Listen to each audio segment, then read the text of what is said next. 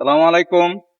আর কাকা এটা আবার উড়া একটা লইছে লই মা ফালাইছে কয় কেজি আলাইছ 40 কয় কেজি 1 মন হবে 1 মন হারাইছে। আরো কিন্তু একটা পুকুর আছে হিয়ানে আছে 560 কেজি মাছ 560 কেজি মাছ। এটা আগামী শুক্রবারে ফিরতি সেই মাছটা এনে হলাম, তাই এটাতে আমরা প্রস্তুতিকরণ করতেছি। প্রস্তুতিকরণ করতেছি, লবণ ছিটতেছি, চুন ছিটিয়ে এর সার দেব। এর সাথ দেব, দোয়া করবেন। এটা পুরা ব্যাগটা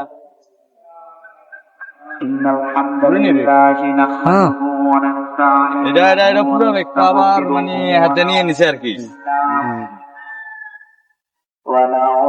তো সবাই দোয়া করবেন হাতে লাভবান দেন হইতে পারে এতটুকুই।